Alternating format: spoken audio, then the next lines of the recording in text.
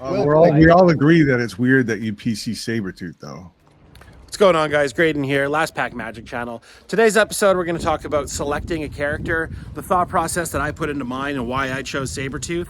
And I'm going to help you guys along with choosing your character if you haven't chosen one already. I hope you guys like this episode. I hope you're subscribed. If you want to follow along with me on Instagram, I'm always posting stuff on my stories.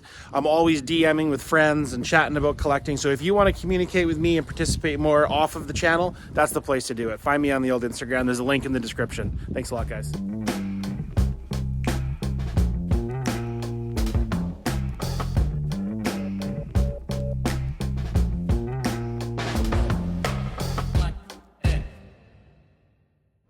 The question keeps coming up, how do you decide on the character that you're going to collect? So in this video, I'm going to come up with some criteria for you guys for picking a character. I'm going to let you know how I chose a character. We're going to talk about basically what is it that you put into the thought process of selecting who you're going to character collect. It's an important one. It's easy to make a bad decision and collect an expensive character. So we're going to try to narrow down some of the personal traits, mutant powers, and collectability of each character and see why it is we even bought it. Are we getting into that? Well, I mean, like where Joker just wants to watch the world burn, Sabretooth wants to watch people bleed. So obviously Sabretooth is a villain. Victor Creed, he is far from a good guy. Why would anybody want to collect him? Well, what I find interesting about Sabretooth is how similar his mutant powers are to Wolverine and how they shared an occupation and a very long past, and Victor came out of it how I think a lot of people would come out of a war and a long, hard life, and he came out terrible. So one of the first things that you want to do when you're selecting a character is you want to know a little bit about the first appearance that they had. So Sabretooth's first appearance was in 1977 in Iron Fist 14. And once I took a look at that, I started to get an idea of the original costume and the way he evolved from there. Something I like about the first appearance of Sabretooth is that for once, his nemesis or his enemy isn't Wolverine, it's Iron Fist. It's interesting how characters like this can start out with a completely different story that takes a modern twist with a character that we're more familiar with.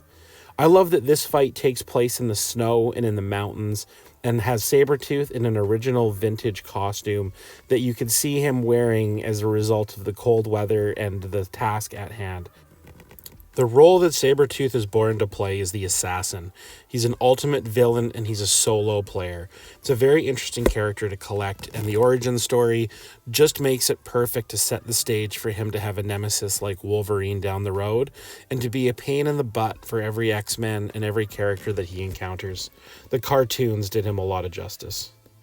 I was like, the one thing I cannot wrap my head around, how someone to use Perna's words here, so gentle and kind, compassionate, thoughtful, could PC one of the most hate-filled villains in all of comic lore. So relating to your character, I mean, like you were saying, Sabretooth is a horrible person. Yeah. I don't have a whole lot in common with Victor Creed.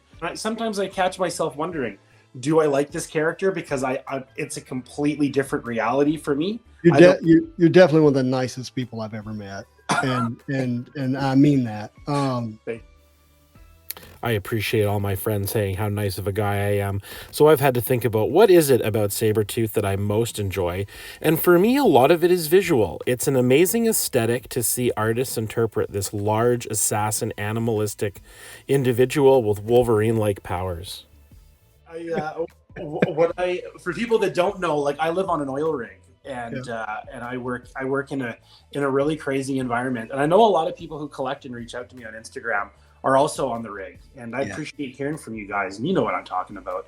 But it's a wild place. Like you're in Louisiana. You know this demographic. I help those families all the time, and let me tell you something. It takes a unique family to work on a rig. When you're talking about your spouse being gone at best 2 weeks at a time, sometimes 9 months at a time, in an effort to provide a life that they wouldn't have otherwise been able to provide.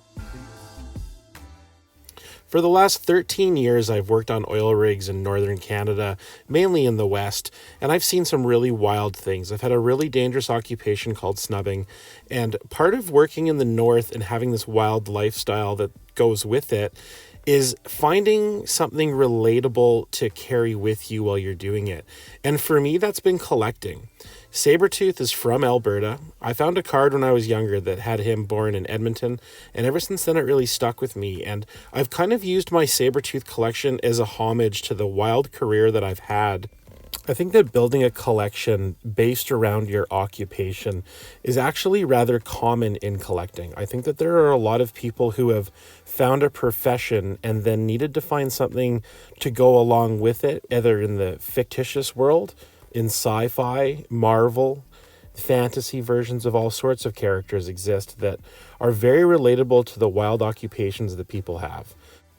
At this point in my collecting, I consider my Victor Creed collection to be a homage to the wild career I've had in the oil patch, and it's something that I can continue to enjoy and participate in even while I'm at work. Even if it's brief, I still get to enjoy my collection in a way that makes it easier to be at work and to have fun doing what I'm doing.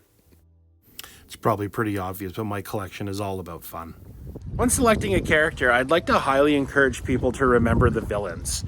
Villains are a great way to get into a character that might not be heavily collected, have a lot of cards available, and have some amazing artwork, because you cannot have superheroes without supervillains.